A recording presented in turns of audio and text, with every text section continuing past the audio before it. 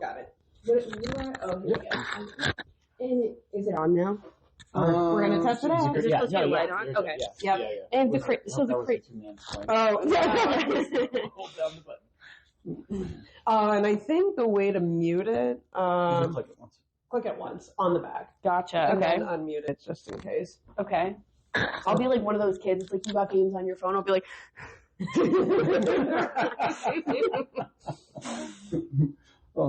So which one of you would like to do the intro? Well, how does the intro go? Simple. Just a simple line. That's it.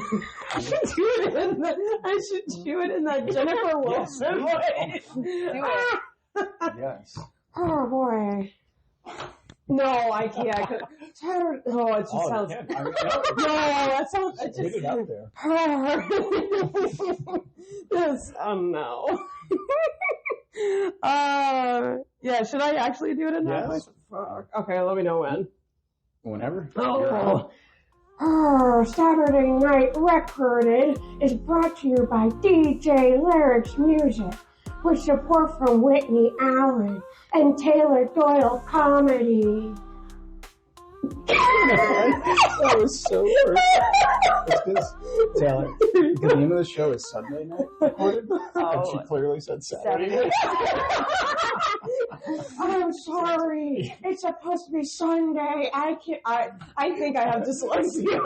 That's totally fine. I think it's because she was manifesting Saturday Night Live. Yes. That's what I think was happening.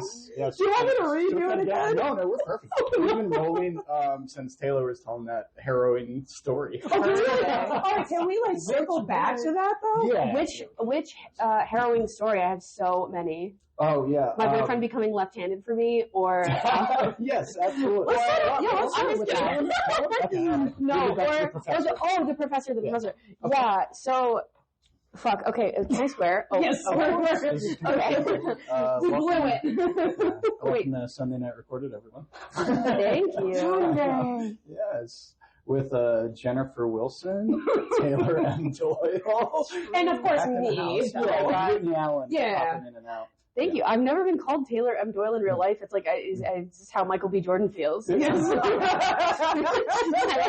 think you're only one Oscar away from feeling like Exactly. Oh my goodness. It's in reach now. I know. Shout out. What a So great close to the movie. reparations too. Oh my god. Oh my god. You can do it too. For the left-handed people? No. Yeah. Yes, for the left-handed people. Of Holding course. the left fist up, you know.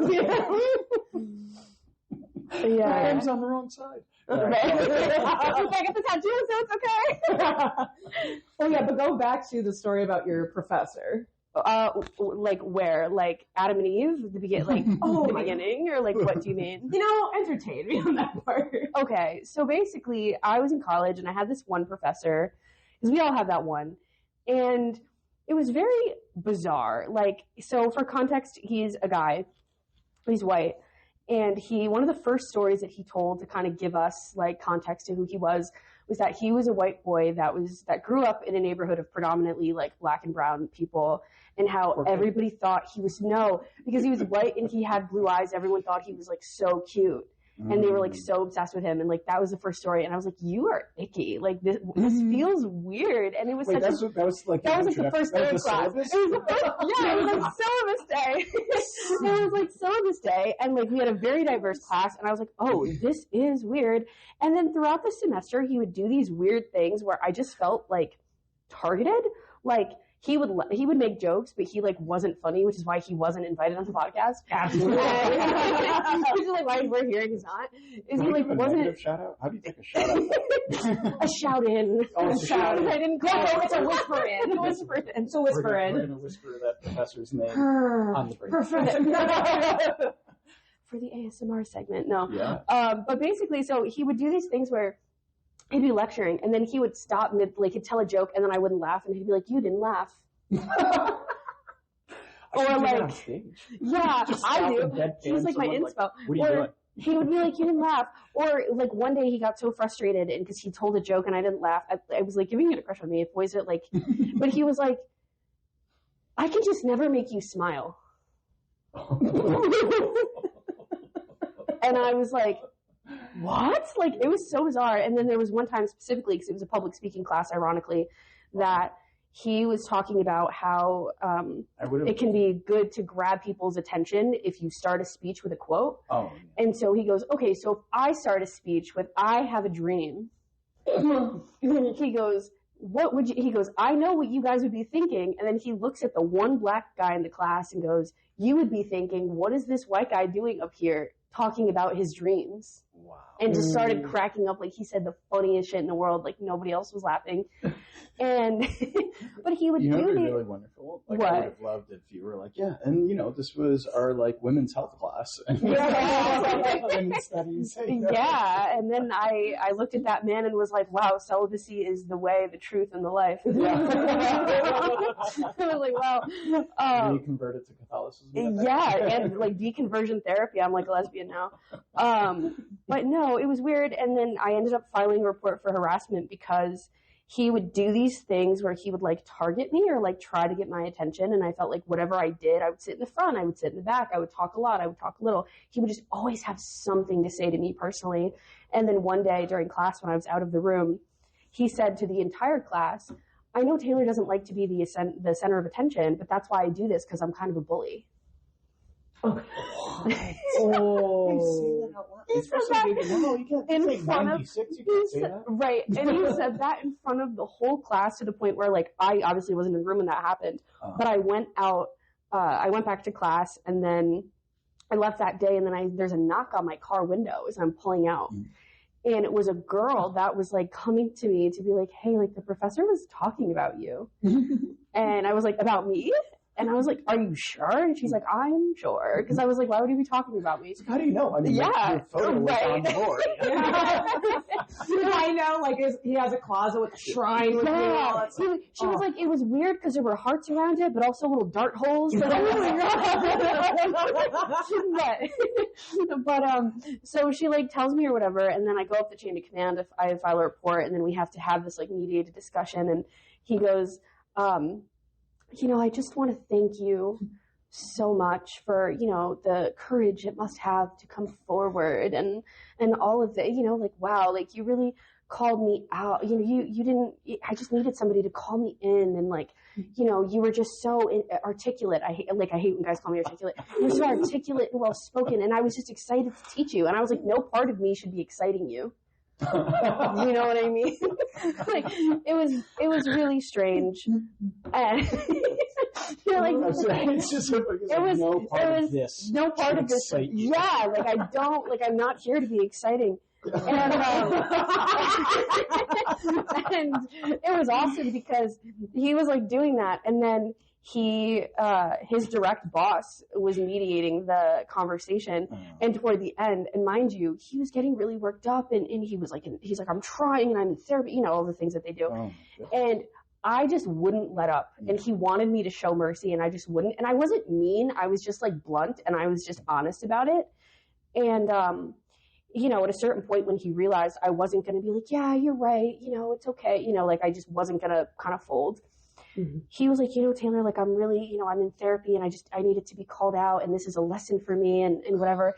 And so I looked at him, and it was me, him, and his boss in the room, and I said, I know, and I said, I really appreciate that. I have so much empathy for how uncomfortable and how embarrassed you must be being called out in front of your peers.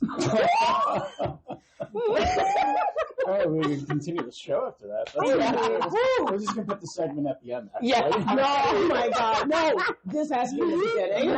This is how we're coming into things. This is how we're going to jump in. And then I checked my phone, and it's International Women's Day that day. I was like, oh my God, I feel so celebrated. Yes, I was summoning so much power. But you called them out on being performative. Oh, yeah. That's a thing. Yeah. I don't think, I will say, I think there are guys who try to go against the status quo of, like, what a man should be and all that stuff. Yeah. But I think there are some who are just very performative. Yeah. Where they're like, see, I'm a nice guy, but then there's always, like, that underlying transaction. You're shitty, but just, like, with a matcha, and they're like, it's okay. Yeah. I hear you. I see you. Yeah. They're like, no, your feelings are valid. But can I have your phone number? Right. Please. Right. It's insane. Just comes back to it. It's like, you know, on Instagram, you have like your little taglines. Yours should be, I'm not here to excite you. That should be the name of not special. Really? I love that idea. It's funny because I just started choosing walk-up songs. I never had one, and I felt really dull because of it. And I was like, I just started picking one. And they're really, the ones that I'm choosing from are really hard metal songs because it's not my my vibe at all. That's so funny. And so the first, set everybody on edge. yeah. And then the comedian walks up and it's me. And the first time I did that, I was like, do you like that song? I don't like that song. Because I don't. I would never listen to it in my personal life. But I was like, but you're paying attention. You're paying attention to me. I got you now. Exactly. I love that the song is the most exciting thing. You guys are like, well, if you think that's exciting, right. I'm not here to excite you though. Right. One of the first sets I ever did, I ended it with, my coworker said that my life must be so cool. She doesn't know me like that. And I just laughed. Oh man. That's so funny. I never thought of having like a walk-up song for the stage. But I mean, like if you look at the big concerts, they all do that. Yeah. I just at this very moment, I was like, that's an afterthought. Yeah. I never thought about that song. I feel like I've seen people do it, and like I've been to like a couple shows where they're like, "What's your walk-up song?" I'm like, ah. Or just how funny would it be at the elbow room? Just to do my God. No. I've seen the Elbow Room do it. Really? Yeah. Some Here and shows. there. Yeah, okay. Yeah, well, like for like the Saturday shows, I would think more Some so of the than like... well, it depends Some of the on roast. Like, yeah, it's usually okay, the a roast. Yeah. Because I was thinking like an open mic night. That would be hilarious to see Oh, someone come man. up with a walk. I'm sure back in the day they had someone, but it wasn't a very common thing. Yeah. Just. I mean, it's also open mic. We don't have that much time to go through 40 different songs. Exactly, yeah, of course. But that's right. If you're like the one that does it, it's just like, what the hell? Yeah. I just think like the last time I had a walk-up song for anything, it's recent, but not that recent, but it was Eat It by Megan Thee Stallion, because that's a great song. Oh, Yeah. Oh, see, I was thinking Weird Al Yankovic. Just eat it, eat it. It's like the total like wholesome road right there. Yeah. That's so I'm funny. trying to think. I have to look up the song. I think the last time I had a walk-up song, it was for a roast battle, and it's like essentially the lines like, "I got little titties and a big belly. I got a little titties and a big belly." What song is that? I have to look it up. That's so It's funny. called Tomboy. That one I know. All right. By who? I'm looking it up now. By Weird Al. Yeah, by Weird Al. Right. Well, Whisper into to Weird Al. Not shout out. That's a yes. Right. While she finds that, Taylor, tell me about how you converted your boyfriend to leftism. Yes. Oh wow. Not political leftism. No, fortunately for me, he was already there. Someone already cooked, I guess. He it was weird. I got him online and he came with empathy. I was like, no way. It wasn't purchased on Temu. No, the last one was though, but, no, but it was weird. I've never dated someone left-handed before. And so we went to hold hands and because I'm, awful. We went to read. Left-handed. I am also left-handed for context. And I was like, and he went with his left hand and I, and we're like, no, I'm sorry. I wish this was more climactic. But it's awful because we can't do the thing where we sit on the same side. Yeah. Because we're like, we're like, we can't really do any of that. And I stayed claim over which side we walk on for my own comfort, and he just lets it happen because that's the option. That's that's where I want to be. That's what happened. But yeah, That's yeah. Oh. You got to put in a link to where you found them. Yeah. It's just where I found him. Oh, it was just Hinge. It was just Hinge. Yeah. Was there a left-handed section? Is that one of the preferences? Yeah, actually. It was it was. I mean, ironically enough, it was a pretty straightforward weeding out process, which was cool because I'm very vocal about the fact that I don't want to have kids. Oh, good. And like you're like, oh thank God, no, I'm just kidding. No, I just also like not here to excite you, but not a right, not here to have your kids, not here to excite you. But like the amount of men that are like literally illiterate, like the literacy rates are going down. They're depleting because they'll see like don't want kids and they'll be like, why? Like I went out with somebody who literally like matched with me, and then on the first date was like, I just think you'd be a beautiful mother. Like, I just don't understand why you feel that way. And I was like, why would I explain it to you over like a margarita? You just met. Yeah, well, because I just, like, I think in my profile it said something to the effect of, like, if you want kids, like, swipe left. Like, no. And then he, like, didn't. And then he can't read. He, like, can't read. Or you just wanted the challenge. I mean, that's another issue I have with men is that it's always the mindset of maybe I can change her mind or maybe we can negotiate something. It's like, well, those are kind of concrete, take it or leave it. Yeah. You can't really do a return policy on a child. Well, right. Well, no takes you back. I mean, it's the foster care system, but go on. I mean, they're not the best systems.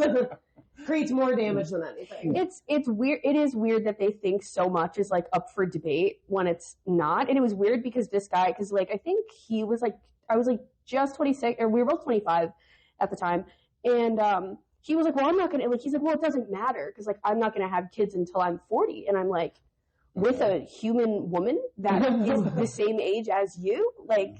Who, I mean, you know, if someone gets pregnant at 40, that's like fine. You know what I mean? There's nothing wrong with that. Yeah. But usually that's not the age people are like starting to try. Yeah. So it's like, do you not know? Yeah. There's so many medical reasons. Yeah. And I'm like the lack of consideration you have. Or the other thing I do and they hate it and it makes me happy is going like, so why do you want children?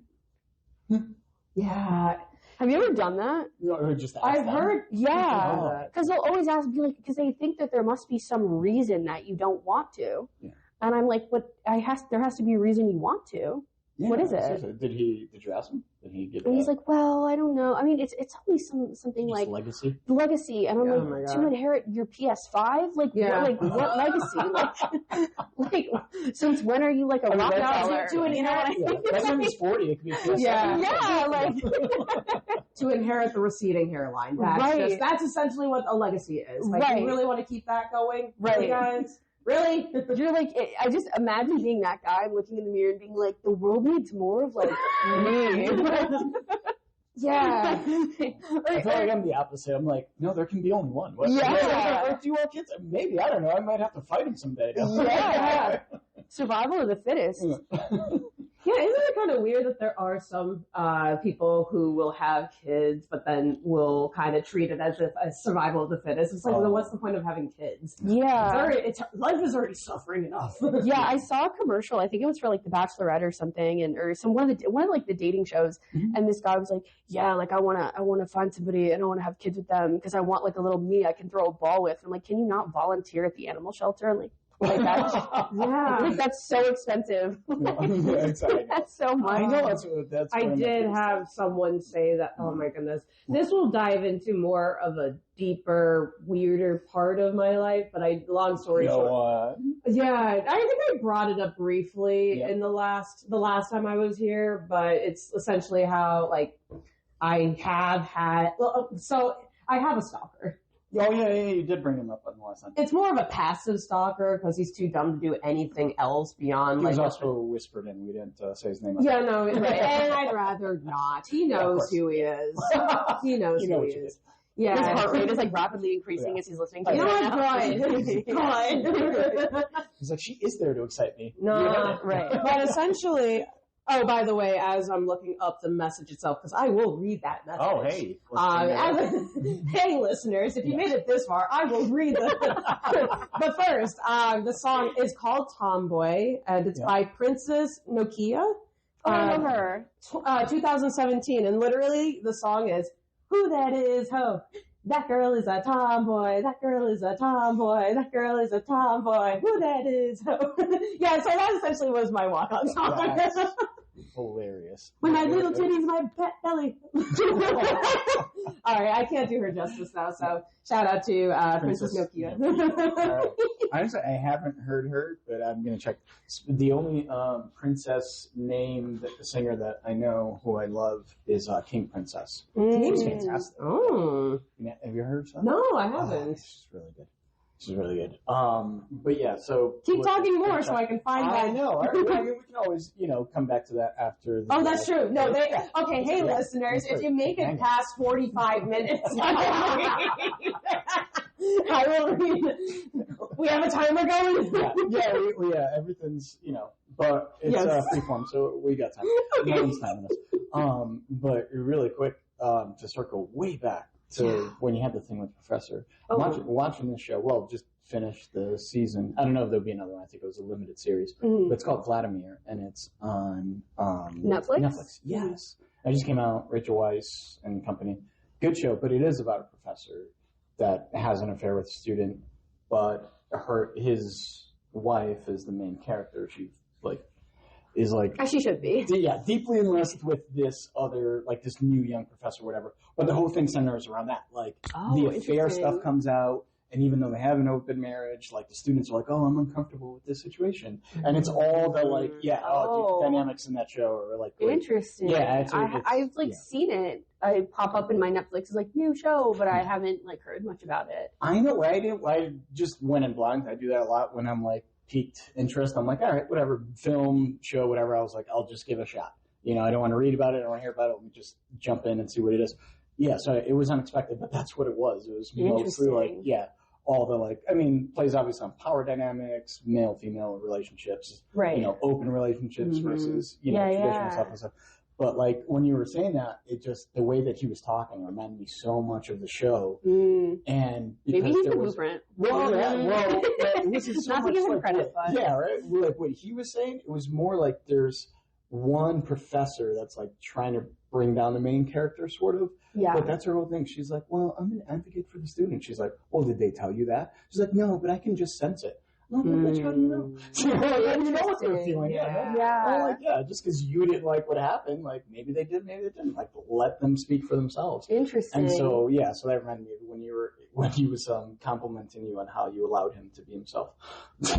Oh, no. So I was oh, well, I'm in therapy for, A, what does that have to do with it? And B, what the are you in therapy for? Yeah, at the end of the day, I used to say men just need to go to therapy. It's not enough anymore. I think men just need to learn to sit in their own discomforts, which again, I'm sure being a man is uncomfortable to begin with, but I don't know. It's just learning to, I don't know. I mean, again, I think being anybody is uncomfortable if you're uncomfortable. Yeah. But I also think the patriarchy, not to be too woke here, but I do think the patriarchy hurts men too. I think it hurts everyone. 100%. Yeah. So it's an all around. Have you seen the Manosphere? Because I have not. No, I haven't heard But of it's that. starting to pop up. It's on Netflix, so it's a documentary about the red pill guys, and they actually talk to these guys about their lifestyle and just how they're able to, because these are a lot of social media stuff. And long story short, it's just these men who are grifting, and just really honing in on, hey, men out there, incels who are out there. Yeah. We see you feeling so down because the system sucks, and the system sucks because of women. Yeah. I'm pretty sure and Jews. I wish. I'm not saying that. I'm not saying that. I feel that's always thrown in there. Go on. I had read actually that the term incel was started by a woman. She was a female blogger. Did you ever hear? Yeah. No. That she basically hadn't had much luck in dating, so she was involuntarily celibate. And so incel, involuntarily celibate. Yeah. And it was co-opted by those men, and they sort of misappropriated the term that she had come up with to sort of push this red pill agenda. Yeah. To say, it's not your fault that you're not getting any. Yeah. Pretty much. Yeah. Well, it's not your own fault when something's going wrong. Right. There are some people who think that way. Did you find the... I did. Oh, do you think... Oh, no, we're going to take a break first. Let's take a break. Hang with us, All right, everybody, we're going to take a quick break. Thank you. I was waiting for Jennifer So I want to know her thoughts on this whole professor thing when we come back. Oh, I'm sorry.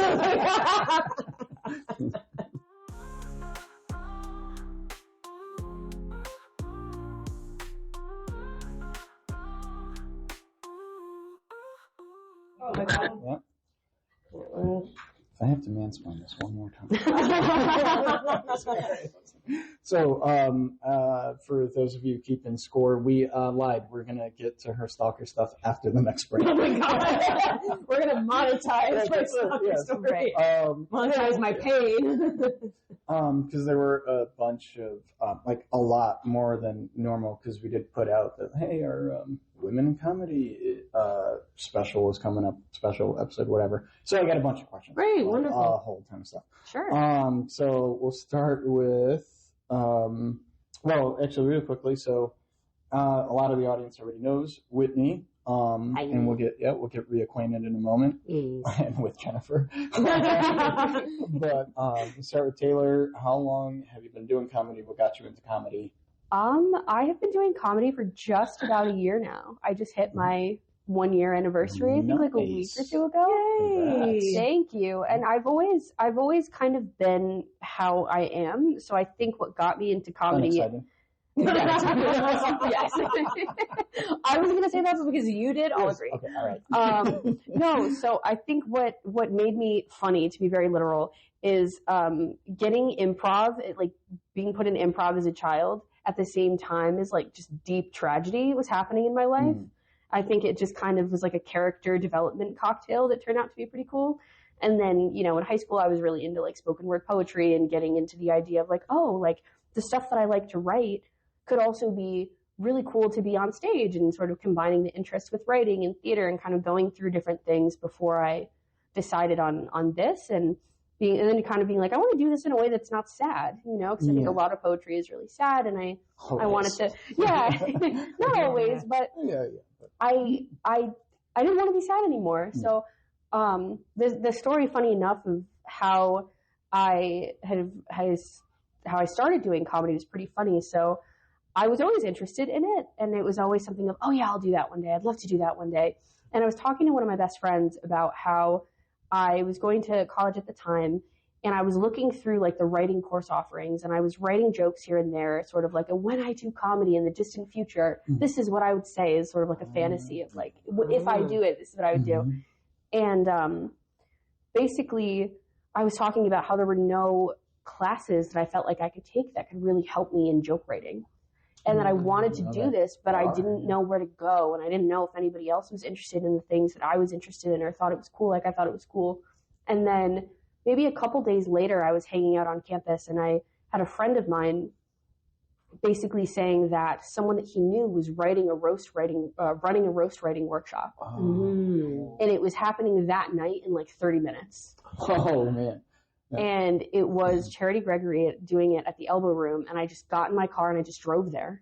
That's fantastic. Shout out Elbow Room again. Because I was like, when is this ever going to happen? I was like a poor college kid, and it was free, and it was 30 minutes, and it was happening right then and there, and I was like, I have to do it right now. And, you know, I had done it, and I figured, oh, you know, I don't really want to be roasting, but I feel like anything, you know, roast or joke, so it can just get me started somewhere. And so I had done this, and you know, Charity had us write a couple jokes, and we did, and she was like, oh, like we should, you know, share our jokes. And so I had shared a couple that I had written with her. Do you remember any? I think so. So we had to pick somebody in the room and write jokks about them. Let's say, so I picked a random. Of mine. Go ahead. What do you look like, or she? No, find a roast about No, roast me. We're gonna do that. I mean, I ran these by the guy that I wrote them about. I ran them by the guy that I wrote them about, who was really gracious and really amused by them. But I think one of them that I said was, I haven't talked to him since. Right. But I said, you look like the kind of guy that would cheat on me and call it one-sided polyamory, or like a half-open relationship or something like that. Or call it, you know what I mean? Like, I was like, you look like the kind of guy that would cheat on me, but then say we were in a half-open relationship. Oh my God. Yeah. And he was like, wait, that's like funny. Do you do this? Yeah. And I was like, no, not really. I mean, kind of, well, you know, like I write, but I haven't performed. Like I was kind of doing that thing. And there was a sign-up sheet. And so I thought that the sign-up sheet was to share the jokes with the rest of the workshop, but it was actually a sign-up for the open mic later that night. Oh. And I didn't realize that until my name was already on the list. Yeah. And I was like, Snuck fuck. you in there. Right. I was like, I have two options. I can either do this and say that I've done it, and if I hate it and if it sucks, I'll never do it again, and I never have to see these people, and it doesn't matter because we're all on a floating rock anyway. Or I can just take my name off of the list and then be like, God only knows when I'll get the courage to put it back. Yeah. And so I did it, and it was just like it was just the best thing I had ever felt. And I had my phone, and so what I did was I had a few of I had a backlog in my notes app, and I still do, and I was able to kind of just put the backlog together and have little segues in between and make it sound like I was kind of just telling one story and going back and forth, and still had my phone, but people were laughing at the things that I thought were funny and the things that I had written. And it was just, I don't know, I just felt really connected with the audience, and I felt really connected with myself, and I just felt like, oh, I have to do this. That's amazing. Yes. You backed me up the first time I saw you, which was actually the first night I ever performed. So what month? I was thinking about that. What month was that in? It was August. I want to say it was last. Really? August. Because had we like met before? Because I remembered seeing you, and I know like you DM me on Instagram a couple times, but I don't remember. Did you say hi that night? I don't think you did. I think I just said like that was a great set. Yeah, I said like, but I don't think we like. Taylor. I was just oh my god. No, like I don't mean to sound like that at all. Like I don't. Yeah. But no, you have been so supportive of me, and so I'm really grateful for that. That's really cool. Yeah. Thank you. You know, like I see. You're like, why not even work? Yeah, I was like, I saw someone who was hilarious. I was like, somebody cares? Yeah. I was just like, you excite me. I'm not here for that. I'm not here for that. No, I'm not doing my job then. I don't want your kids. I'm like, you can't laugh. Yes. But yeah, that's how it started for me, and I've been trying to run with it ever since. Wherever it wants to take me, I'm there for it. That's right. Awesome. Beautiful. Thank you. Yay. And that's on the note. That's all we got, guys. We're out of here now. All right. So, we're moving in. Let's get some of these questions. Sure. And we'll start with you, Whit. All right. Do you have a joke that took way too long to perfect, but you found was worth it? And this is from our Patreon listeners. Ooh, thank you, Patreon listeners. Thanks for putting me on the spot. I'm trying to think. I will say right now where I'm at with stand-up, they're like smaller bits that eventually will build. Like I've been doing this for 5 years, and I feel like the jokes that I have they're getting there. They're just not quite there. Like for instance, like years ago, I used to do a story-ish set, 5-minute set about my hair and just talking about the complexities of my hair and had more of a satire twist to it. Because I think one of the lines that I used to do, or one of the tags I used to say is like, I've had people just touch my hair, like without asking. And this one time, this woman just grabs my hair from behind. And I know that was literally the response. No, and it gets so much better. It gets so much better because then she was like, just to feel it, or because she was she was like, oh, it's okay for me to touch your hair. I'm a hairdresser. This bitch had straight blonde hair. I was like, how dare? Now, granted, like, I love a good head scratch here and there, though. Mm-hmm. I think I've had some. It's not the first time I've had my hair touched. There's a couple times. There was like one other time. This guy just like scrunches my hair with his barbecue hands. I'm like, yo, what the fuck? Ew. Like, Buffalo next time, please, at least. Right. Decorum. Yeah. So I kind of had more of that twist to it, but I was still like 2 years in, and I honestly had to put that on the back burner because I feel like the angle I want to take that joke is not quite there yet. The full story is, because I guess, the full story isn't there yet. It was at the time, but after looking through it and doing it a few times, I'm like, I'm going to save it for a couple years down the road once I have a better grasp on it. Right now, I think a joke that I'm also currently working on is talking about being mixed race. Yeah. And the hardest part about that is I'm trying to take my lifetime's worth of information and cramming it into like 5 minutes. Yeah. It's so tough. And on top of that, like I'm already seeing like these comedians who are going viral for talking about the same thing I'm talking about. And I have to challenge myself to take a different approach to it. What's his name? Chappelle? No, it's not Dave Chappelle. Sorry. Wow. No. Yeah. I feel Dave battling it out. Yeah. I feel so stupid. I can't believe I forgot his name. It's like, okay. well, just because he's so popular. Yeah, But I'll tell you mine. The guy that took my whole act, Marcelo Hernandez. Oh yeah. So funny. He took over my whole life. Go on. Yeah, no, the thing. Oh yeah, there's like another comedian who essentially I got. Sierra something. Okay. Very funny. Highly recommend. Month, no less. No. Something, yeah. It's just everybody's Instagrams just don't match with their names, so I'm never going to remember their full names, but she goes by... Except for Taylor M Doyle. That's right. Taylor M Doyle. We pointed out. That M is important, guys. We'll never forget Taylor M For Doyle. middle name. That's right. Guys, how do we know that you have a middle name? That's incredible. But anyways, this Sierra comedian, again, going super viral, very funny, does like very funny sketches as well. She talks about how she's half black, half white, but looks Asian. Oh, I've seen that mix. Yes. Yeah. Not her, but I've seen the mix. Yeah, and like again, she has a premise where she talks about like. I thought you were also going to throw in another half, and I was like, oh, that's hilarious. Oh my goodness. Not to mansplain fractions or anything. Yeah, not to mansplain fraction. For listeners out there, a fraction is a portion of something that's true. Yes. What's the word for math illiteracy? Yeah, right. Because I'm that. Oh, yeah. No, but anyway, she had a joke about like not being able to say the N word, and I was like, half of you can? well, no, but that'd no. be a joke. All right. Well, she's Asian.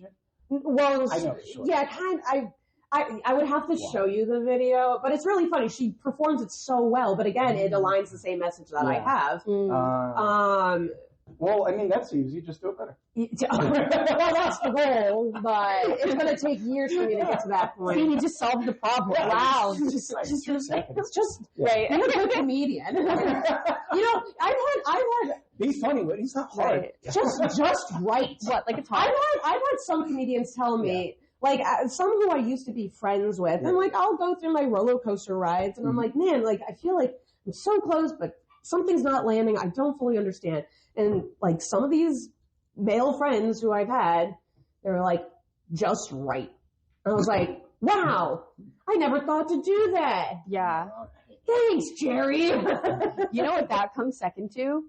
Calm down. Yeah. Smile more. Like if you're worried, they're like, what if you just like don't? Like, What if you yeah. hear me out? What if you just quit? Pick up a new hobby. You know what that is? I mean, not in defense of these vile people that said this to you, but I mean, have you ever seen The Lion King? That's basically what they told Simba. It's like, oh, your dad died, your uncle's trying to kill you? Hakuna Matata, bro. Well, you understand, you understand why they told him that. Exactly. Yeah. Because you know these men are trying to keep up with me. Right. Because I'm the true alpha. Right. God, you know how many men are just going to like pour into the Patreon? They're going to spend money just to yell at me. We need to make this into a business. I'm liking this. I know, Yeah. yes. Be mad at Whitney. Please be mad at me. If you want to really be mad at me, you can send me money at Whitney Allen 223 on my Venmo.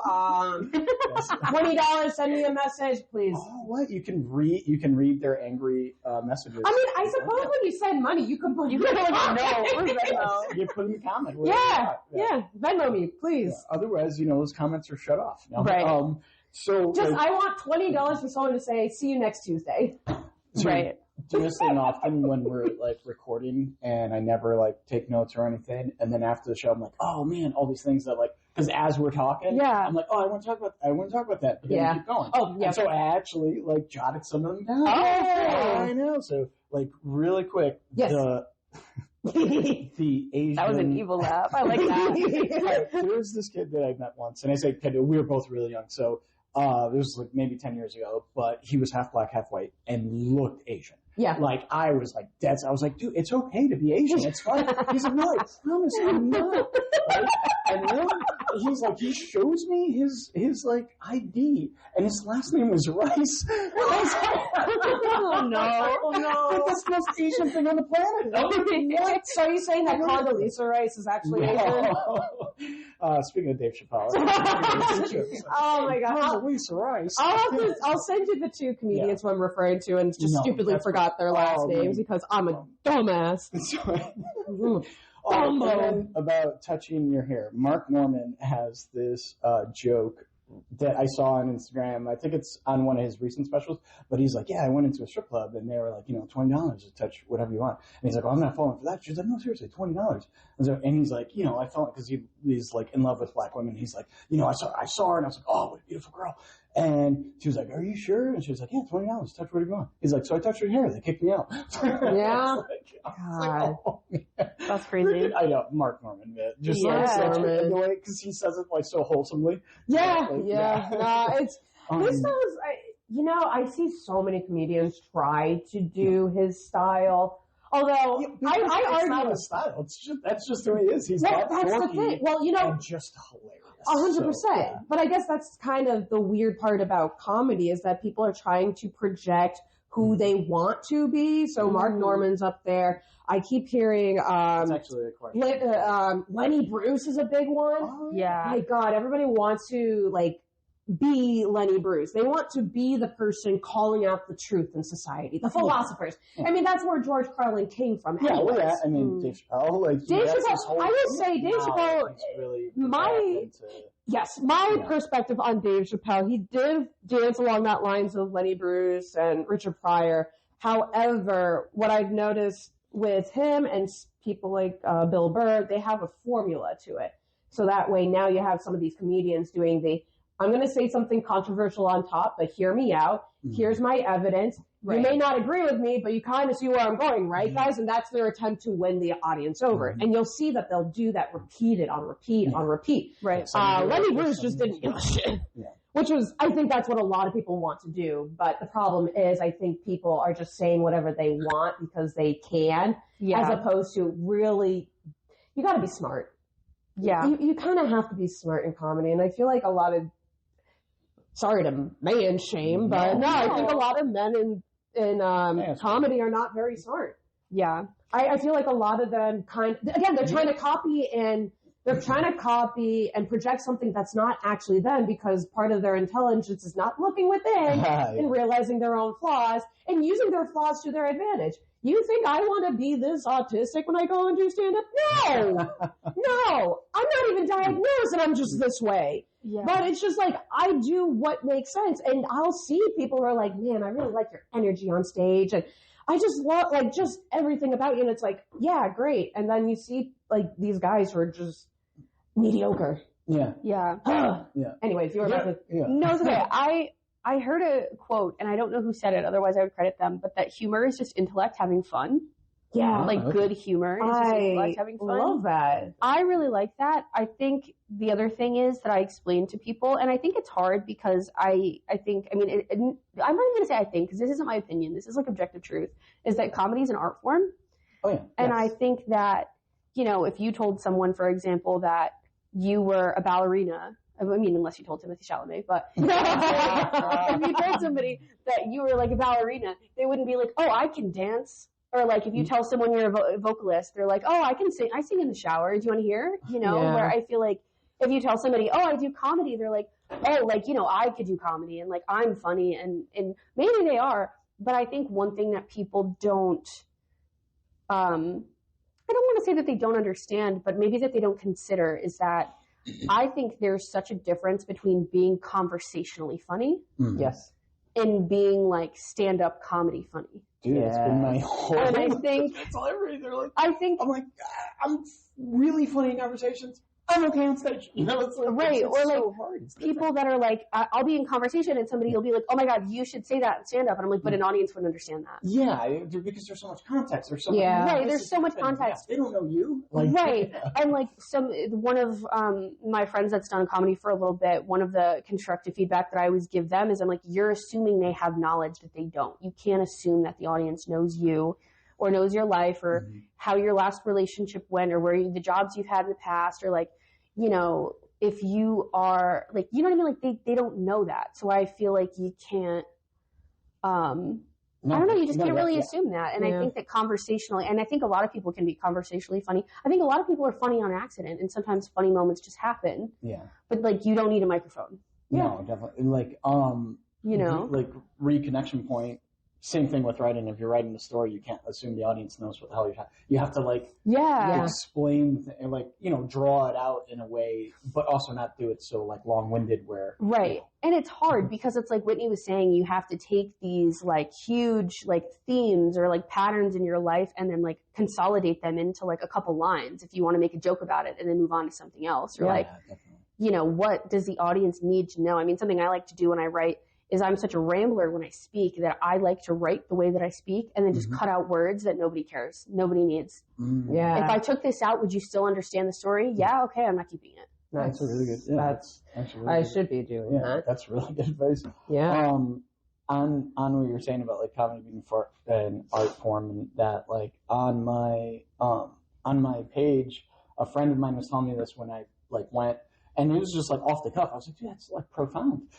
I was like, yeah, you know, I've started doing comedy. And he says, comedians are the bridge between political correctness and complete disregard for people's feelings. Yeah. Well, they're definitely dancing the line. Yeah. And again, like, let's circle back to Lenny Bruce. He was that person who was calling out the idiocracy in society. I'm currently reading his autobiography. I'm only like page 5 and I'm like, whoa, I'm learning so much about this guy. What? Circle back with You mean a guy writes from terrible book? I hate that guy. No, I don't have to agree with everything that Lenny Bruce said, but I can appreciate what he was trying to do. And I can understand why a lot of comedians want to be like him. Yeah. Because I think people understand that our voices carry so much when we have the microphone or when we are performing, but that's the key thing. Right.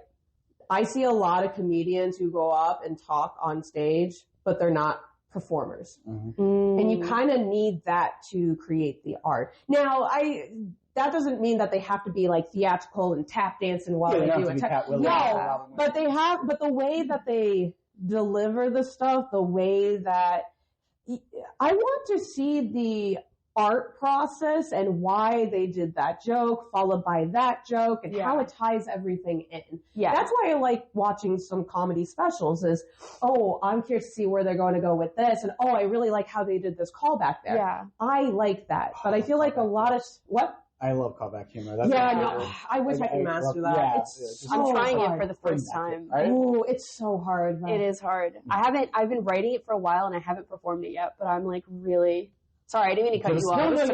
Give us some dates. Yeah, let us know. I will be at Central Connecticut State University on March 26th. Ooh, pretty soon. This will be out before then, so we can put that in the show Ooh, notes. interesting. Yeah, thank you. But yeah, sorry. I love. Can you just like can you like edit my nagging thoughts out? Yeah. What were you saying I'm before? going to duplicate them actually. Wait, I thought you said there was no editing anymore. No. I said like what's in is in, but like if there's like a lag or something, like okay. Yeah. Yeah. But sorry, what were you saying? I was talking about Lenny Bruce, Yes. like, and I kind of traveled into like the art process of it. Because I see like, and again, I'm talking about like open mics. I think just for the sake of just getting a visual of what we typically see at open mics. Yeah. And It's just a lot of, it's a lot of insecure men just saying whatever they want because they can. Yeah. So like, I'll see a lot of these, especially white guys who love to like talk about the N-word. And I have heard. Shout out to my white guys. Yeah. Shout out to the white guys. God forbid, white guys. You don't want to get on the wrong end of that. You don't want to get on the wrong end of that. No, I know. Yeah. Listen, I'm already on the wrong end either way. Don't so shut it down doesn't the matter. Spotify. No, it's just I'll see like it's always. Listen, that being said, though, there are some exceptions. I have seen. I wish I remembered his name. There's so many comedians. I don't remember. There's so many comedians. But I remember seeing a clip of this guy's not from the U.S. and he was learning American culture through TV shows. Okay. And I think he was watching some sort of That's the perfect way to learn it. yeah, I think he was watching some sort of BET channel or something. Oh, okay. And he was looking at the citation, not citations. Captions. Thank you. You're welcome. And I think it said something about like the N word is translated as my friend. And so that's amazing. yeah, and so that's all right. and he took it to a next level. He heightened it by talking about, well, what's going on with Friends, like the TV show. All right. Yeah, I wish if I come across it again, I'll send it over. But yeah, no, and he was just able to talk about it without actually using it, and it was in a very tasteful way. Yeah, he's really funny. I did see that clip. He does a lot of jokes about English being difficult to learn. Yes. Yeah, that dude's hilarious. Sorry, dude. We'll get your name and put it out there. One thing I wanted to add when we were talking about the idea of comedy being an art form is I was talking with friends that have had more of like a traditional theater, like have been in plays sort of background. Like Whitney. And we, I'm not. No, but I mean, you did the improv. Improv? You came. Oh, I didn't come from traditional theater. No, but you came Yeah. from a theater-ish. Yes. Yeah. Okay. Right. but like those sort of people, and they were kind of talking about the differences because I grew up doing plays and I've also done improv and now I do comedy. And so they're like, oh, like, what do you like the best and what's the difference and whatever. And one of the things and I'd love to know like your takes if you guys agree, but I was talking about how like, because I'm really interested in I love watching interviews with actors when they talk about the process of getting into character and what they did. Like, I'm just so fascinated by that. And I was basically saying how I feel like when you do comedy, you're like a characterized version of yourself. Mm-hmm. Like, you're a character, but the character is you, if that makes sense. Yeah. Mm-hmm. And how a lot of times, like, actors, like, there's a difference between if somebody hates the performer versus the character did, something shitty or something like that. But when it's stand-up, it's so weird because it's you. Yeah. Yeah. And I think that if it doesn't hit and like you think it's really funny or like it's inspired by your life, you can kind of be like, oh, like, I don't want to say not hurt more, but like take it in a different way. Sure. Or like the also freeing thing about it is if you're the performer and you're the script writer and you're the producer of the show and you're choosing the walk-on music and you're doing this, that it's like, you can just change a line. Yeah. If you can just drop something if it's not working because you are the director, you're the producer, you're the writer, you're the performer. And there's something really freeing about that, but there's also something so vulnerable about like, yeah, this is me, Yeah, here I am. And that's why she takes the M off. Like, Yeah. off stage, that M Yeah. is gone. Yeah. On stage, that's it's like that's a not Miley the and show. Hannah. That's Kind it, of, yeah. I don't recognize you. really, guys. Yeah, there it is. Yeah. Right. So right before we go to break, one not last, but Sure. one more of the Patreon, because we were touching on it a little bit about influence and stuff. Who are your women comic influences, if you have any? Yeah. I can start off by saying Maria Bamford is probably one of the most fascinating stand-up comedians I've seen. Bear in mind, she is a performer too. So, I mean, you have your Taylor Thompson who strictly stand-up and does a little... Yeah, no, she's great too. Maria Bamford just leans into the performance that I always appreciate. And I think what I love about Maria Bamford is that she makes like mental illness such a whimsy. And I was like, I like that angle of it because I always hear people be like, mental illness dogs, but she's like, I feel like I'm a raccoon whenever I look into the refrigerator. It's like, oh, that's great. I love that. Michelle Wolf is also someone Michelle, yeah, she's good. like, She was good on I just, Daily Show. even just her Instagram short videos, I'm like, damn, she's just so funny, and just her unique take on things. Those are a couple of the female comedians I can think of on the top of my head right now. Yeah. She's looking at I just she's like, in the mirror. And she's like, I think so both of the comedians. That's real Ed is amazing. No, Taylor Tomlinson is huge for me, Yeah. but Yes. I can't watch her anymore. What happened? her name is Taylor and she's bisexual and she has a dead parent. And I'm like, oh, it's too close. Oh, yeah. Oh, like, I Your can't. whole act, yeah. She took my whole life. Yeah. And she's like so anxious and so mentally, yes, and so do I. And I was like, oh, I can't do it. But she's phenomenal. I think honestly, there's a lot of comedians that I see that are women that I really like on Instagram and on TikTok and stuff like that. But I think the most inspired that I feel is when I'm in person. And so I think a lot of my favorite female comedians are honestly just local to Connecticut because I'm lucky enough that I'm able to see them live. Nice. Where I feel like you can just feel, I don't know, I just feel like there's something about the energy of being in a live room. That makes sense. think. And also, what a PC answer to not have anybody upset at you later. She's not making money off of that. I know. But no, like I genuinely, I do feel that way. I'm like reluctant to name people because I don't want to leave anybody out. But like, I do have like favorites. Obviously, everybody does. Practicing that. You know what? They have to pay that Oscar my little PR answer. Everybody out. Right. Here's an idea. $20 and then you get to $20 and I'll tell you guys. We're just $5 from listen, rent is expensive. Yeah, it is. Support women in the arts, guys. Yeah, that's it. Yeah. So support and hit that like and subscribe and just send money. We'll make sure that they get it. All right. So mine is Robbie Hoffman. Because she's Jewish and hilarious. Oh my god, I'm obsessed with her and Gabby. The first time I didn't see her, and it's like, is she gonna be funny? And she is so funny, and she is so extremely Jewish. And I'm like, dude, it's like a caricature, but it's really her. It's like, and she's a okay. Have you ever? I just saw the clip of her. It killed me. She goes, "I didn't know I was gay. I just thought I was delightful." Yeah. I was like, "You're fantastic." And ever since she was on The Bachelor, I was obsessed with Gabby and Robbie's wife, and I knew she was too funny to be straight. Oh, I knew. I was like, yes. And so when she came out and was with Robbie, I was like, oh yes. So they're just a win for the girls all around. Yeah, that's it. And you see, like, just the double standard here, guys. If I were to say that, I would be in so much trouble. What do you mean? It reminds me, Seth Meyers has this segment, or I haven't seen it in a while, but he used to have a segment called Jokes Seth Can't Tell. And he would bring on, I'm forgetting both their names right now. It's terrible. During Women's History Month, no less. Is it like Tina Fey and Amy Poehler? No, that would have been really good. No, so he has... Oh, sorry, it's Amber Ruffin. Amber Ruffin. Oh, yes. Then the Puerto Rican lesbian, yes, whose name is... I'll get her name. We're going to get it. Yeah, so he sets it up, and they do the punchline. Or no, the other way around. They set it up, he does the punchline, because he can't tell those jokes. Because they're either about black women, or black people, or lesbians, or whatever. And so that just reminded me of one of those jokes that I couldn't tell. Yeah. So that was perfect. Oh, man. Yeah, Amber Ruffin definitely up there, for sure. We should definitely do that segment at some point. That would be fun. Yeah. He's looking at us both, and he's like, wait, I see an opportunity here. This is so good. Wait.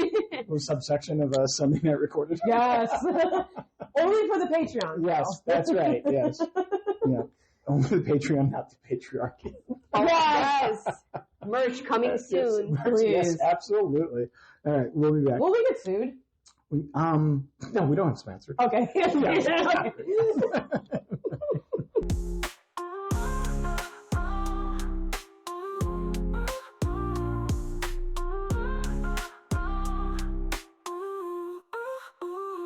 All right, so really quick, circling back to some of the things that were said earlier. Taylor, you said that you didn't want to be sad anymore, and then you just went and, found something that wasn't as sad. I just love that. Thank you. That was just cool because it is a choice. I mean, unless there's like a real clinical reason. But in general, I have those too. Yeah, but that's what I'm saying. But you still chose joy. Like joy is still a choice. Yeah. You work toward it, and it's something that like way long ago I had to do. Because of one story, someone said something, and I was like, wow, okay. So, I just decided, like, okay, well, I have to at least look like I'm happy. Yeah. And take it long enough, Yeah. It starts to happen. I think to add on to that, just because for me, happiness is not my favorite emotion. I think it's cliche and kind of weird. I was like, I can be laughing. No, I know, but hear me out. That was so edgy. Yeah. But that's the thing. And I think and I find that annoying because it's like, I think part of living is experiencing the waves of all the different emotions that you experience: annoyance, frantic, hyper, like everything. But happy is like just so generic. Checking off the box of neuroses. Yeah. But I guess it leads me to this. So instead of me being like, I'm just trying to be happy or doing jokes, I'm trying to be happy doing comedy, I lean in curiosity. And this was one of those breakthroughs I've had in therapy. And my therapist essentially was mentioning like learning to be curious about yourself. And when I heard that, I was like, that makes sense. So even on those days where you do really well or you bomb, instead of saying like, man, I'm not good at comedy, I should just quit, it's usually, that was interesting. I wonder what happened. And like lean into the curiosity. What did I do?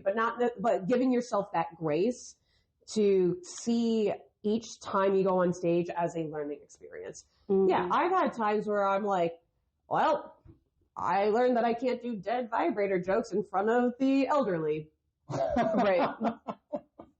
Sometimes it can be as simple as that. Or other times it's like, maybe avoid talking about this at church. Yeah. Because I've had to do church shows before. Can I ask, like, what part offended, the death part or the vibrator part? I think it should be sexual content. That should be both. Right. It's a little too close. A little too close. They died. I don't want to hear about this. It's a little too ennui for them. Yeah. Shoot. I think that like the thing about it though is like, fuck, I lost my train of thought. Go ahead. No, we're gonna get it. We're talking about happiness, joy, curiosity. Yeah. Is I think that for all the essentials. I think that for me, it's not necessarily about like comedy makes the sad thing happy. I think for me, it's like I've just been through a lot, and I think that it gives me an outlet that makes me feel like I can do something with this. I can create something of it. It was for a reason, and like. Some of my really good friends have said something that's really made me, really inspired me is that they're like, joy is such an act of rebellion. I do like that. And that, you know, T-shirt coming soon. that to be joyful. And I think not to be too woke or anything, but I feel like you turn on the news and there's like always 47 new atrocities. It's like every day, you know, and I think a part of me has almost felt guilty, especially because I feel like a lot of my material really none of my material is political and none of it is really necessarily like social commentary or anything like that, that I'm almost like, oh, it feels, I don't want to say frivolous, but like, how dare I, you know, or like, it's so heavy, you know, like I just feel really heavy. And so sometimes it's like hard to find that joy or hard to like justify wanting to write sometimes, you know what I mean? So I think it's like when you're going through such a time in the world that it's like, but I think in a way this is the time that you kind of need it most. Yeah, I was just going to say and you need to just keep creating a real public service, and that there are some times that people are either you know, and it's everybody's affected by things now. That sometimes you just want to go out on a Friday or Saturday night and laugh about somebody's shitty mom or shitty ex-boyfriend or the funny thing that happened to them in the parking lot. You know what I mean? Like. Whatever it is. So I think it's like finding that balance of almost like giving yourself permission to like feel joy and write and create anyway. Yeah, it's very empowering. Shout out to my guy, Roger Rabbit. One of my favorite quotes of all time. A laugh can be a very powerful thing. Why sometimes in life, it's the only weapon we have. I like that. I've never heard that before. Yeah. Well, you guys are probably too young to have seen it. No, I'm a millennial. Don't you forget. Well, so I haven't seen it in like a couple decades. But same here. But like that even stuck with me. I remembered it like always, but I didn't remember. So I always have to look back and say, what is that quote? Yeah. But like it's always stayed with me. And I was like really young when I saw that. But that's just the thing. Yeah. So that's why when you're like, oh, I feel bad, don't, because you're, you know, like people turn to that for a reason. There have been jesters, you know, throughout like humanity. Like, somebody's got to. That's a good way of looking at it. Yeah. Or when Robin Williams sat on a German talk show, I mean, he said this straight faced. the question was, the stereotype about Germans is that, we don't understand humor, or it's, like there isn't a such thing as laughter, whatever. And he says to the interviewer, he says, "Do you ever think it's because you killed all the funny people?" Oh. And the interviewer says, "No." Again, you didn't get the joke. And so it's such a view of, So we need that society with laughter. So thank you both for providing that. Yeah. And then there was another thing. Oh, when you mentioned just smart comics or people that you wouldn't expect to be smart, etc., was Larry the Cable Guy. Like when you just see him in passing, you're like, oh, you got the hillbilly thing going on, you got the accent, you got all that. And then I saw his full concerts. He's brilliant. He's smart. He is so funny. People don't realize that's just a character he does. Yeah, but that's the thing. He does it all the time. He does it so well that you're just you're bought in. And then it's he delivers his jokes, and whether just. I remember, they're so dumb. He has the really smart ones, and then just the really quick one-liners, madder than a pit bull at a hubcap factory. Yeah. I just remember the time when it was him and the group with Jeff Foxworthy and Jeff Engel and all that, and Ron White. I remember someone in the audience is "Yeah, thank you." Wow, that's had to really pull that one out of my brain. I just remember seeing one of their clips from the tour, and someone in the audience "I love you, Larry," and Larry's "I thought I told you to wait in the car." And I was I think as a kid, because I was in middle school, I was man, that was just so witty, smart, quick, so funny. That's a good one. I think that's the difference between an angsty person going up on stage and just spewing whatever they fucking want versus a performer. It's the intent behind it. And I just feel like a lot of comedians, male comedians, man shaming. Anyways, I just see a lot of them. It's you can clearly tell that they're doing it because they don't want to go to therapy. They do it because they don't want to look within, and they're just projecting. I said that. And of course they would, because they have a microphone. So that on stage once, I was these next few, they're not really jokes, but you're cheaper than therapy, so I figured I'd ask. I mean, it's at least there's a self-awareness in that. But there were actual questions that I thought might be funny, might not, so I'm you're dabbling with premise.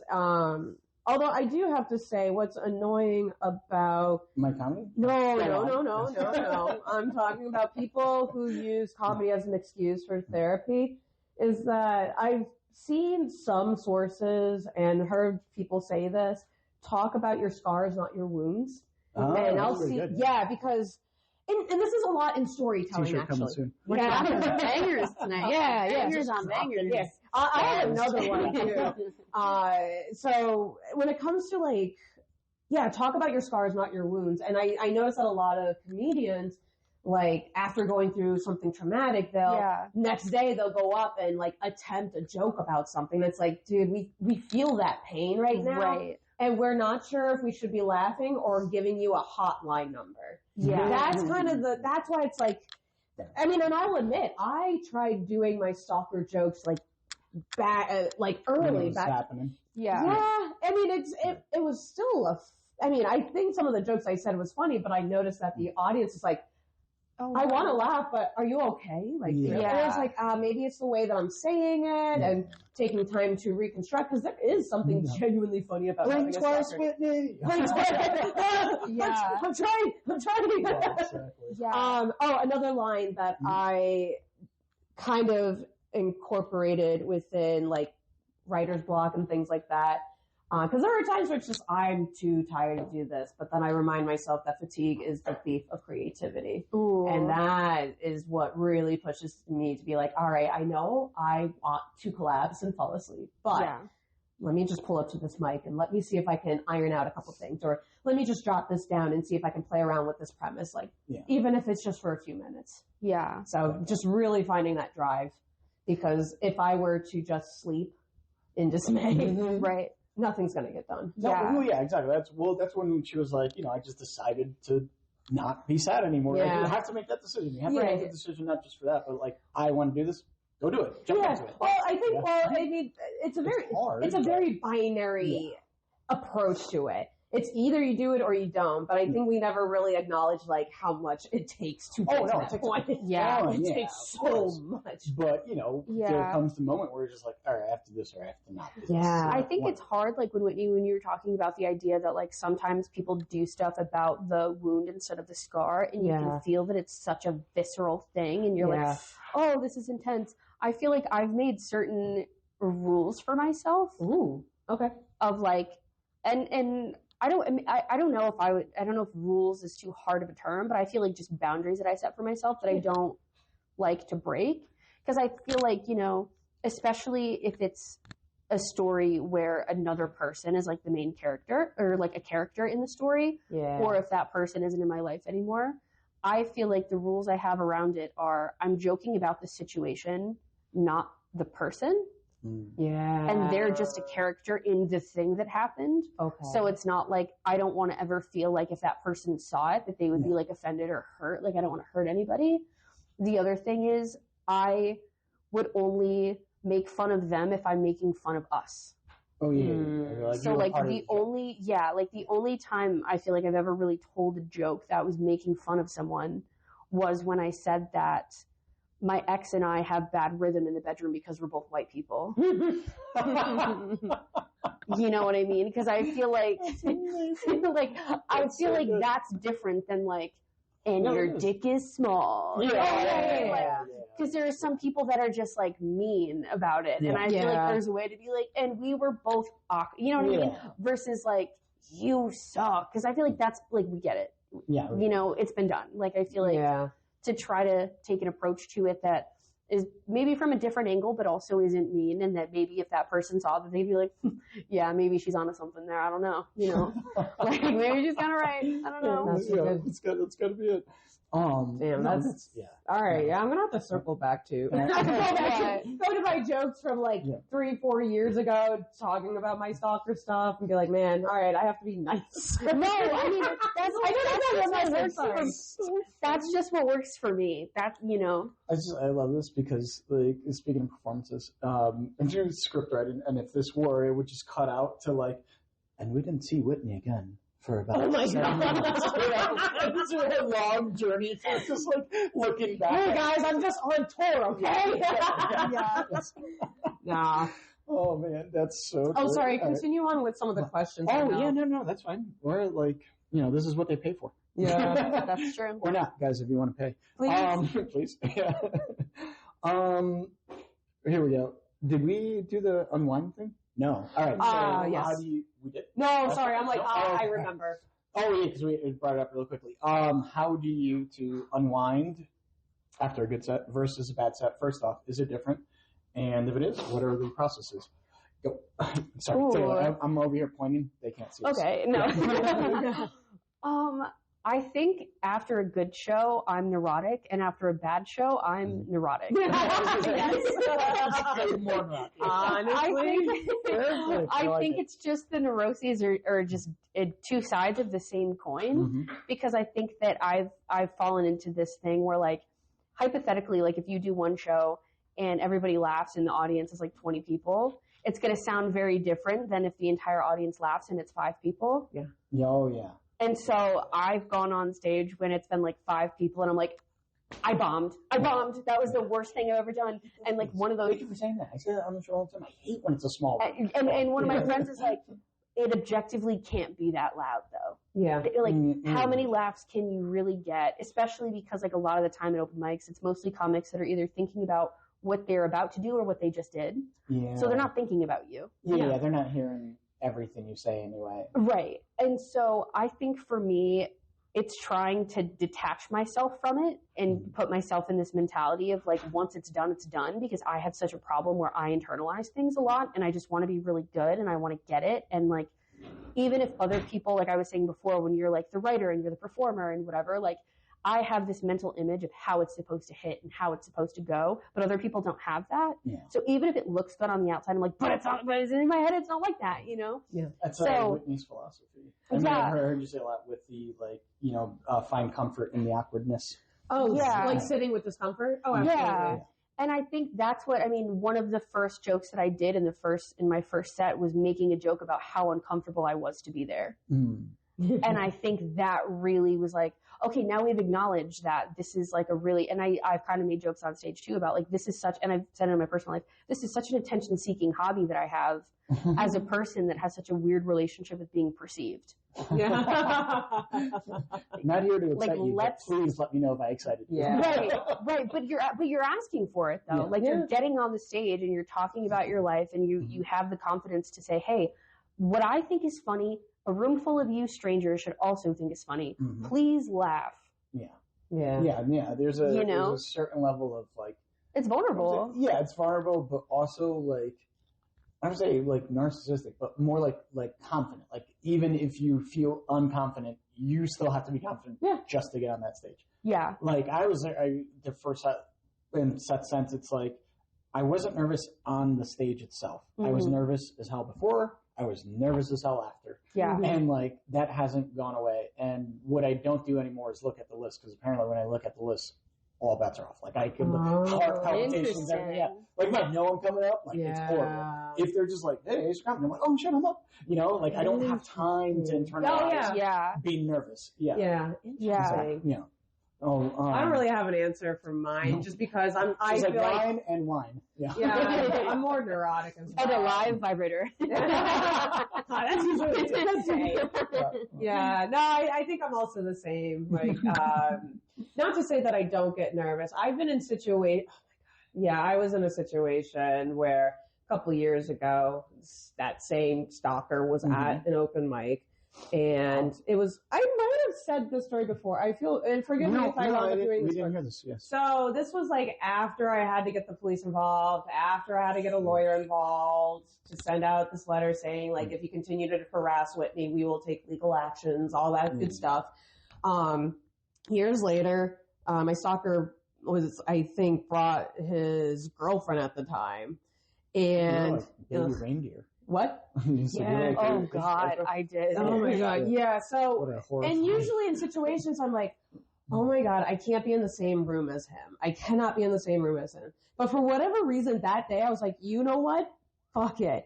He's going to put his name up. I'm going to go right after him. You know what? I was just angry because I'm like, I'm still dealing with this right now. So he goes up and just bombs. He just fucking bombs. And again, he's like doing the same jokes that he did like 10 years ago, and people are just not giving a shit. And I go up and I'm talking to the small crowd. Now, sidetrack. I recognize two people from the audience because I remember them from the previous week because they kept making out in the middle of my open mic set. Oh, no. And I had to I had to like pick on them. And I'm like, okay, I remember talking to you guys and you guys just started dating even though you knew each other for like 16 years. What was the moment that you realized, oh, this is the man of my dreams who I want to suck face at an open mic? And she said the best line that I could ever receive. And she said, I saw him in my dreams. And I'm like, bitch, the last time a guy told me that he saw me in his dreams, I had to call the police. Got the biggest uproar. He was there. I don't usually give eye contact to him because I try to like not engage because the times when I was dealing with the stalker situation, anytime I was like, please stop, it would get worse. So I cannot engage with them. However, some of my friends knew who I was talking about, saw his reaction, and they were like, man, he looked real hurt when he said that. I was like, because that's the truth. That's what happened. That's iconic, though. Which, and for reference, I'm going to pull this up. Did you stop with like the Jim Halpert, like look to the camera? I was going to ask, I was be like, in the final 2 minutes. Yeah, so when I mentioned about the guy seeing me in his dreams, this is the evidence. The much awaited. Yeah, so this was like, and again, this was during a time where trying to like break things off. Boundaries, like, please stop talking to me. You are like very sporadic, erratic, and saying a lot of crazy shit right now. He would say things like, hey, I'm so sorry for all I did. Let's be friends, which sounds nice at first, but then the next day he's like, when are you going to give up this open mic already? That used to be mine. And it's like, okay, that's a weird one. And then he would email me because he had my email address and he's like, grow some balls and talk to me already. And that's like, oh my God. But this is the moment where I realized I needed to get someone, to get a lawyer. And then it goes, you're torturing me. Oh no, I wish we had music to go along with this. I mean, we might be able to pull that off. Yes. You wanna hold it to me? Okay, let's do some ennui music. We can pull that off. We have a jazz musician in house. Yes. That's shout out, buddy. What's up? No, not yet. We'll let you know. We're gonna do a grand reveal at the end here with some. Oh, it would have been great to have music while I'm reading it. Yes, we are. Yeah. Oh, okay. Yeah. So, let me know when we're ready. All right, hold on. So, let's circle back to a couple things really quickly. Yes. So earlier, yes, you're literally edging the audience right now. She just started reading it, and I want to hear more. You torture me. You're torturing me. Torturing you with a red vibrator. All right, so let's go. Oh no! I would almost make that the show what title. Kill? I want. You were talking about old white guys earlier, and a good friend of mine, and also longtime listener, faithful listener of the show, my buddy John. Hi John. Hi John. Hi John. Yeah. Hi John. Yeah. Really nice. Of course, for him. So I just really pictured him when you said that in the car, just being sitting there what the fuck? So that's our guy John. We weren't talking about you, John. Talking about the other old white guys. Yeah. Well, in all fairness, I was just talking about white guys. Yeah, your golf club buddies. Those guys. Exactly. And then we can do John's take, or John's. John. Yes, Jennifer Wilson's take on the professor story. Yeah. What can I say about the professor? I don't know what to say about the professor. Yeah. Tell me more about him. Did he even have a phone number? I don't know. Work with me. Sorry. No, I'm sorry. I didn't know we were doing a bit there. I don't know. For the listeners out there, we're kind of just thrown to the wolves at this point. You know what? Ace said that there was a question, and I don't know if he asked it, but I want to answer it anyway. Oh, yeah. About, if you want to talk about it, I do too, about jokes that we feel pressure to tell or not tell. I would like that. Yes, yeah. So that was the question. I mean, that was a perfect way to word it. It was let me look at it real quick. Just that, do female comedians have, are they expected to tell, jokes about dating and relationships and things that are, So for me, I guess I would call it my style is I like to have my sets feel like I'm telling a story, and there's all these little micro stories that make up the macro story. This would have been aiming ahead. And so my first one was all about sort of dating and relationships and finding your way in and out, and is this person flirting with me? I don't know. And do I want them to be? I don't know. And what does that mean? And sort of like Whitney was talking about, that internal curiosity. And I feel like one thing that I wanted to do, in the second full set I'm writing, I have a 15 that I've written now, which is the longest I've done, and there's nothing about dating or relationships. Oh, nice. And I think that I have never felt like I needed to, but I think if anything, and I don't know if this is me being an older Gen Z growing up in the era of all Taylor Swift does is write about her boyfriends and relationships and whatever, and that it was such necessary. That got me through some times. But but the idea that writing about your lived experience as a woman and whether it's dating a lot of people, whether it's not dating any, whatever it is, that it's such a how dare, where men do it all the time, and it's nobody questions it, nobody bats an eye at it. So I think it was anything of I don't want to be the girl that's oh, don't write a joke about me, or write a joke about me, or, that sort of thing, or that's all she can talk about. That's the lane, because I think that's all we're seen as. And I think for me, that's also a big reason why I personally, and this is not to knock anybody that does it, I have no negative feelings about it.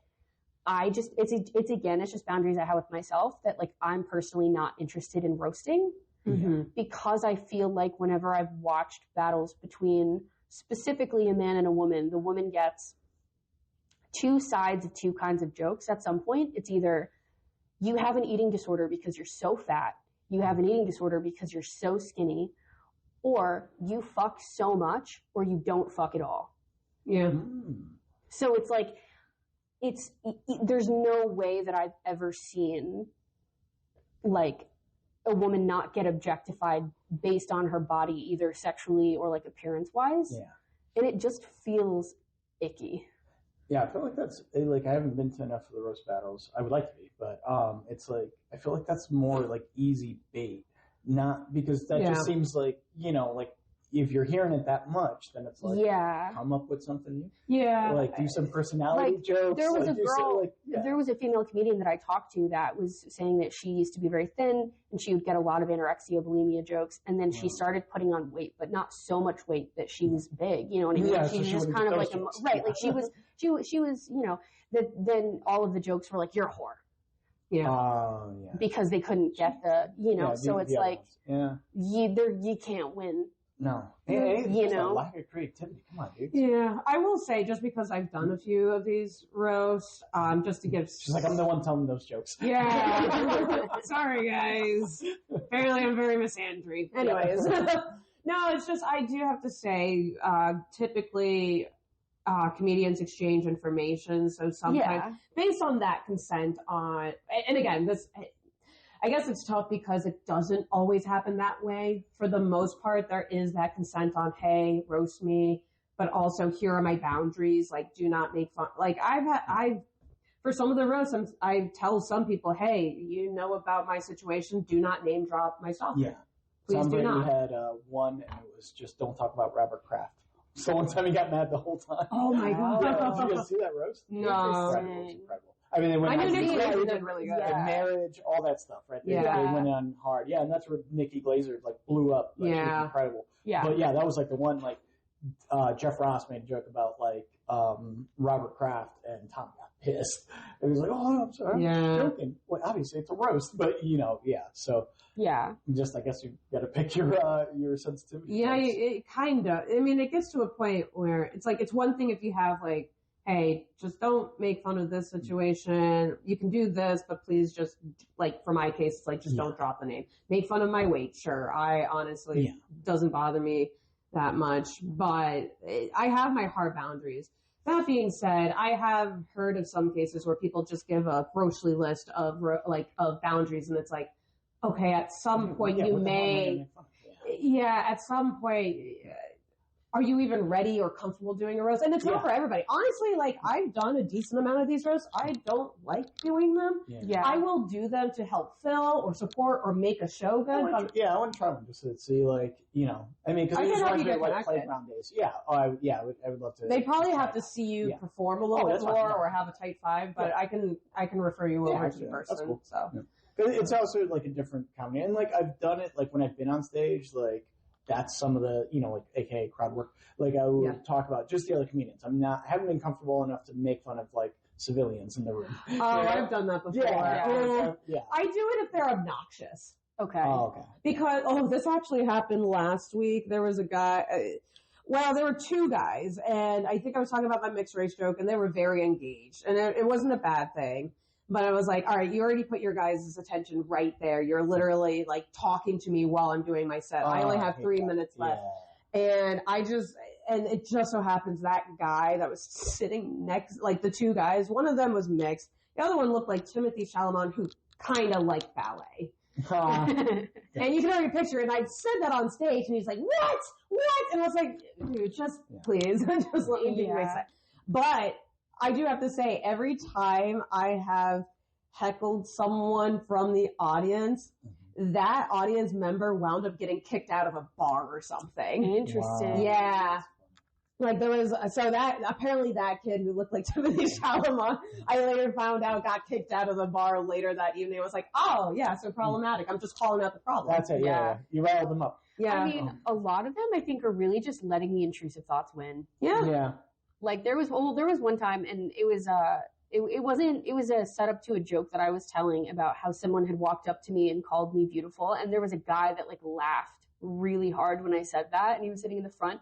And so without skipping a beat, I know, and it was so crazy. I was like, laugh, but then it's like, okay, guys, that's a little much. No, so like, I was like, I said the joke, and then the guy just started laughing, and I think, like, I know the guy kind of, and I don't think it was malicious. I think it was more of like I'm laughing because I'm supporting you, and I know you're newer, and like, oh my god, she's so funny, ha ha ha. But it was just like not the time, you know? And so it was just like not the time. So I said the joke, and then he starts laughing. He said, so that part wasn't the joke, but thank you. And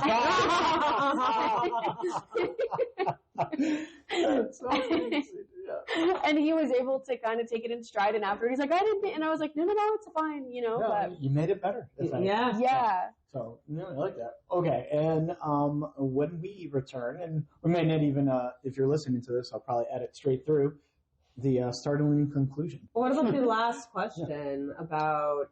You guys just answered another one. Oh, you know what? Yeah, you did. That you answered. No, yeah, the pressures. There was one about pressures and heckling, and like there was a couple. I kind of just write whatever. I mean, I write whatever I'm feeling, so I don't feel the pressure to like avoid talking about dating jokes. It's because it's like I'm writing this out right now. Like I've heard you say a couple jokes like that, and then like. But a lot of your comedy isn't that. So correct. It's like, I try to be versatile. At the end of the day, because I want to be able to get booked on places where, hey, you can be unfiltered. Or, hey, you are going to be doing a church show. Gotcha. Please be clean. So I like to be versatile and prepared, but I just have a plethora of stuff I want to talk about. Yeah. I think to a degree, it's weird for me because I feel like I don't want to get so pigeonholed in like the, she only talks about this sort of thing that like that's the shtick. But it's also like, I don't want to be less of who I am either. That like, if I want to talk about those things and that's just authentic to what's happening and that's what I feel called to write about, then that's just what it is. And like, can that be fine? Yeah. You know? Yeah. Well, I think so, but I can't speak for all of us. All right. On to break. All right. And in a minute, we'll have this wonderful text with some music by Benson Ty.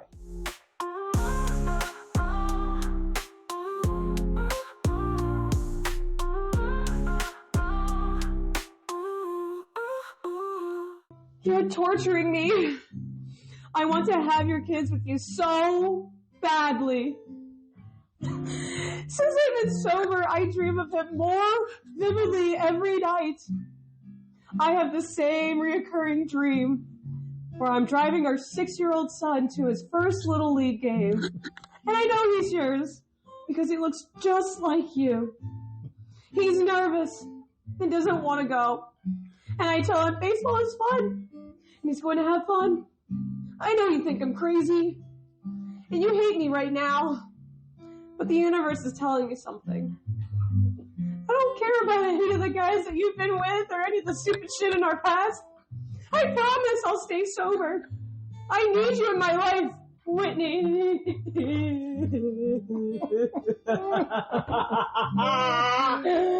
Oh my God. And that's when I had to get the police involved. Thank you, Benson. Thanks to Benson for showing up again for the show. So do you think that when you said that at LP, that he was picturing his kid just not getting picked up from Little League? Oh my God, he's sitting in the rain. Knock him out there, Jen. Damn you. Sure, I forgot I had a son. I never actually did that on stage before. I never read the thing. Just because when I was talking about my soccer stuff. Revolted. That's it's so beautiful. Oh, the poetic justice. This was beautiful. This was so my God. And, I mean, just to make everyone a little bit more assured, this was like from 5 years ago, so don't feel she's fine. I'm okay. I'm fine. I picked up kickboxing because of this, so there it is. I know how to bob and weave and kick and run away. So, love you guys. Thank you guys. Thank you. This is delightful. So again, we'll have everything in the show notes if you guys want to go see Taylor M Doyle at CCSU on the 26th. I didn't get that. Please go see it. Okay, Siri. Clearly Siri doesn't want to does not support you. Your own Siri. What? On Women's Month, no. On Women's Month. It's really your own people sometimes. You know what? Yeah, you should have asked Claude. All right, but thank you, Taylor. Thank you, Whitney. I do Whitney have Allen. some shows. And, well, yeah, please. Yeah, Go ahead. please. Yeah. All right. Well, Also, depending please, on how it is, I don't know when. Wait, can you remind me when it's going to be released? This Friday, whatever date that Oh, is. great. Today's with the All right. So 15th, there's a few shows that I have lined up at this point. This can vary depending on what happens, but it looks like I have a show Tuesday, March 31st at 8:00 in Meriden. It is a weed-friendly show. It's called Referendum. Then after that, we're heading into the April month. So I'm going to be at Elbow Room. Rick Allen will be headlining. That's Saturday, April 25th, also at 8:00. Then the day after that, stand-up comedy in Portchester, New York, April 29th, 2026. Sorry, obviously. No, I should have said that happened 3 years ago. No, I should have just You guys jump that time machine. yeah. You're like, don't worry, guys. This happened 3 years ago. This happened 3 years ago. It's fine. Yes, thanks for asking. Then it looks like I'll be at a show at Producers Club in New York City. We'll see what happens. Sometimes they can flip and shit. Right. But I do have a link tree. I could also send that along. Yeah, because that's probably the most up to date. I always change that. I freaking love Linktree. It just keeps me organized. And finally, actually, May 16th, I just got asked to perform at the Bushnell. Oh my God, that's amazing. Yeah. Congratulations. Yeah. I think it's on their smaller stage. Still. But yeah. So, So I'll be performing over there in the next they've couple won months. Tonys at that place. Yeah, I know, right? So I believe on that show it is Victoria Lang, Connor O'Brien is also on that show. We got some heavy hitters, and then I believe, let me just pull up the name just so I can get his name right. Brian Plum, I think he performs pretty frequently over there, and then we have Jeff Schneider, who overall sees the production. So yeah, I'll be performing there May 16th, 5:30 and 8:00. Woo! Good, congrats. So, thank you. Make All sure right. you catch those shows, guys. And thanks for listening. Thank you.